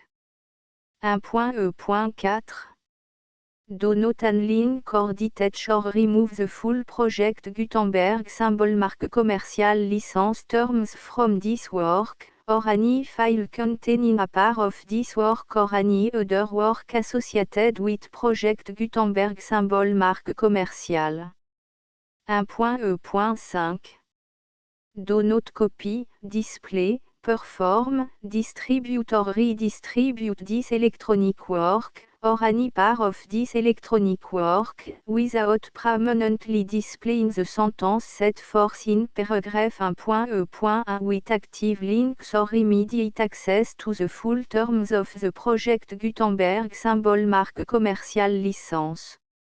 1.e.6 You may convert to and distribute this work in any binary, compressed, marked up, non-proprietary or proprietary form, including any word processing or hypertext form. However, if you provide access to or distribute copy of a project Gutenberg symbol marque commercial work in a format other than plain vanilla ASCII or other format used in the official version posted on the official project Gutenberg symbol marque commercial website, www.gutenberg.org, you must, at no additional cost, fee or expense to the user, provide a copy, a means of exporting a copy, or a means of obtaining a copy upon request, of the work in its original plain vanilla ASCII or other form. Any alternate format must include the full project Gutenberg symbol marque commercial license as specified in paragraph 1.e.1. 1.e.7 Do not charge a fee for access to, viewing, displaying, performing, copying or distributing any project Gutenberg symbol marque commercial works unless you comply with paragraph 1.e.8 or 1.e.9. 1.e.8 You may charge a reasonable fee for copy of or providing access to or distributing project Gutenberg symbol marque commercial electronic works provided that, you pay a royalty fee of 20% of the gross profit you derive from the use of project Gutenberg symbol marque commercial works calculated using the method you already use to calculate your applicable tax. The fee is owed to the owner of the project Gutenberg symbol marque commercial trademark, BU et HAS agreed to donate royalty under this paragraph to the project Gutenberg Literary Archive Foundation. Royalty payment must be paid within 60 days following each date on which you prepare, or are legally required to prepare, your periodic tax returns. Royalty payment should be clearly marked as sent to the project Gutenberg Literary Archive Foundation at the address specified in section 4, Information about donation to the project Gutenberg Literary Archive Foundation. You provide a full refund of any money paid by a user who notifies you in writing, or by email, within 30 days of receipt that /et does not agree to the terms of the full project Gutenberg symbol marque commercial license. You must require such a user to return or destroy all copy of the works possessed in a physical medium and discontinue all use of and all access to other copy of project Gutenberg symbol marque commercial works. You provide, in accordance with paragraph 1.f.3, a full refund of any money paid for a work or a replacement copy, if a defect in the electronic work is discovered and reported to you within 90 days of receipt of the work. You comply with all other terms of this agreement for free distribution of Project Gutenberg symbol marque commerciale works. 1.e.9 If you wish to charge a fee or distribute a Project Gutenberg symbol marque commerciale electronic work or group of works on different terms than are set forth in this agreement, you must obtain permission in writing from the Project Gutenberg Literary Archive Foundation, the manager of the Project Gutenberg symbol marque commerciale trademark. Contact the Foundation à set forth in section 3 below. 1.f1.f.1 Project Gutenberg volunteers and employees expend considerable effort to identify, do copyright research on, transcribe and proofread works not protected by US copyright law in creating the Project Gutenberg symbol marque commerciale collection. Despite these efforts, Project Gutenberg symbol marque commerciale electronic works, and the medium on which they may be stored, may contain defects such as, but not limited to, incomplete, inaccurate or corrupt data, transcription errors, a copyright or other intellectual property infringement, a defective or damaged disk or other medium, a computer virus, or computer code that damage or cannot be read by your equipment. 1.f.2 Limited warranty, disclaimer of damage, except for the right of replacement or refund described in paragraph 1.f.3, the Project Gutenberg Literary Archive Foundation, the owner of the Project Gutenberg symbol marque commerciale trademark, and any other party distributing a Project Gutenberg symbol marque commerciale electronic work under this agreement, disclaim all liability to you for damages, costs and expenses, including legal fees. You agree that you have no remedy for negligence, strict liability, breach of warranty or breach of contract except those provided in paragraph 1.f.3. You agree that the Foundation, the trademark owner, and any distributor under this agreement will not be liable to you for actual, direct, indirect, consequential, punitive or incidental damages even if you give notice of the possibility of such damage.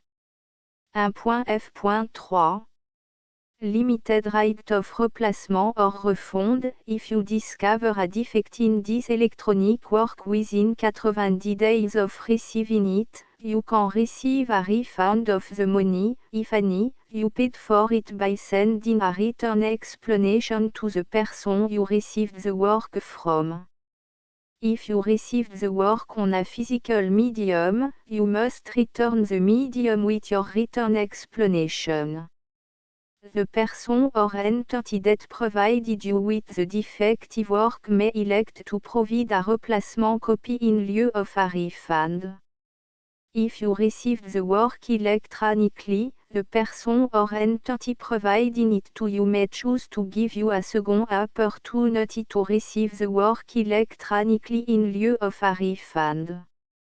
If the second copy is also defective, you may demand a refund in writing without further opportunities to fix the problem. 1.f.4 Except for the limited right of replacement or refund set forth in paragraph 1.f.3, this work is provided to you as, with no other warranties of any kind, express or imply, including but not limited to warranties of merchantability or fitness for any purpose.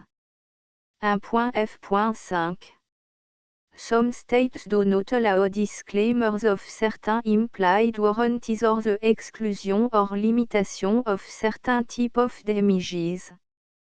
If any disclaimer or limitation set forth in this agreement violates the law of the state applicable to this agreement, the agreement shall be interpreted to make the maximum disclaimer or limitation permitted by the applicable state law. The invalidity or unenforceability of any provision of this agreement shall not void the remaining provision.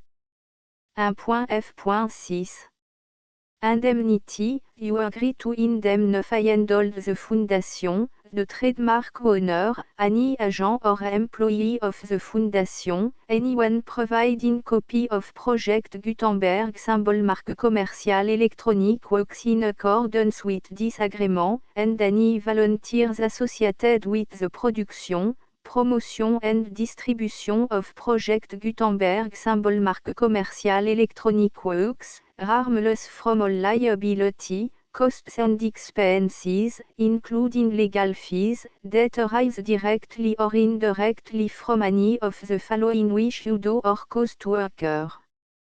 A. Distribution of this or any Project Gutenberg symbol marque commercial work. B. Alteration, modification, or addition or deletions to any Project Gutenberg symbol marque commercial work. And C. Any defective cause. Section 2.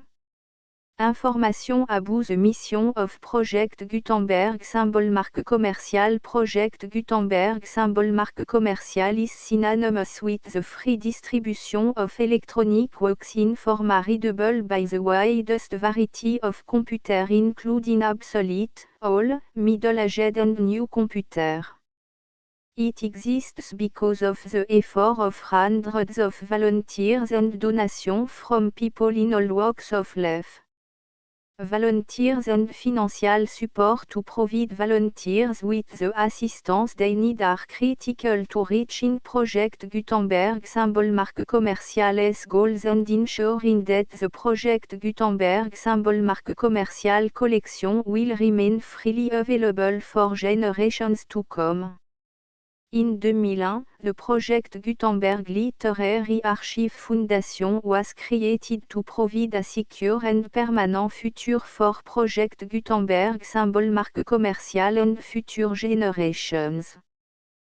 To learn more about the Project Gutenberg Literary Archive Foundation and how your efforts and donations can help, see section 3 and 4 and the Foundation information page at www.gutenberg.org. Section 3. Information about the Project Gutenberg Literary Archive Foundation. The Project Gutenberg Literary Archive Foundation is a non-profit 501, c3, educational corporation organized under the laws of the state of Mississippi and granted tax-exempt status by the Internal Revenue Service. The Foundation SEIN or Federal Tax Identification Number is 64 à 6 221 541. Contribution to the Project Gutenberg Literary Archive Foundation are tax deductible to the full extent permitted by U.S. federal laws and your state's laws. The Foundation's business office is located at 809 North 1500 West, Salt Lake City, U84 116, 801, 596 à 1887. Email contact links and up-to-date contact information can be found at the Foundation's website and official page at www.gutenberg.org/contact. Section 4. Information about donation to the Project Gutenberg Literary Archive Foundation. Project Gutenberg symbol marque commercial depends upon and cannot survive without widespread public support and donation to carry out its mission of increasing the number of public domain and licensed works that can be freely distributed in machine-readable form accessible by the widest array of equipment including outdated equipment. Many small donations, $1 to $5,000, are particularly important to maintaining tax-exempt status with the IRS. The Foundation is committed to complying with the laws regulating charities and charitable donations in all 50 states of the United States. Compliance requirements are not uniform and it takes a considerable effort, much paperwork and money fees to meet and keep up with these requirements. We do not solicit donations in locations where we have not received written confirmation of compliance. To send donation or determine the status of compliance for any particular state, visit www.gutenberg.org/donate. While we cannot and do not solicit contribution from states where we have not met the solicitation requirements, we know of no prohibition against accepting unsolicited donation from donors in such states who approach us with offers to donate. International donations are gratefully accepted, but we cannot make any statements concerning tax treatment of donations received from outside the United States. US laws alone swamp for small staff. Please check the Project Gutenberg web page for current donation methods and addresses. Donations are accepted in a number of other ways including checks, online payments and credit card donations. To donate, please visit www.gutenberg.org/donate. Section 5. Générale information about Project Gutenberg symbol marque commerciale électronique works. Professor Michael S. R. was the originator of the Project Gutenberg symbol marque commerciale concept of a library of electronic works that could be freely shared with anyone. For 40 years, he produced and distributed Project Gutenberg symbol marque commerciale e-books with only a loose network of volunteer support. Project Gutenberg symbol marque commerciale e-books are often created from several printed editions, all of which are confirmed and not protected by copyright in the US unless a copyright notice is included. Thus, we do not necessarily keep ebooks in compliance with any particular paper edition. Most people start at our website which has the main page search facility, www.gutenberg.org. This website includes information about Project Gutenberg symbol marque commerciale, including how to make donation to the Project Gutenberg Literary Archive Foundation, how to help produce our new ebooks, and how to subscribe to our email newsletter to read about new ebooks. Conte de Noël par Josette avec une préface Louis Fréchette. Préface Table des matières. Noël au pays hier et demain, un conte du jour de l'an pour le grand monde. Le rêve d'Antoinette à ma nièce. Le jour de l'an pour les 7 petites filles de Monsieur L.O. David, député. Noël 2 souliers le jour de l'an au ciel à mes 3 petites amies, Eva, Constance et Marie-Paul, histoire de 2 serins. Petite fable le dernier biberon. Fin. The Full Project Gutenberg licence.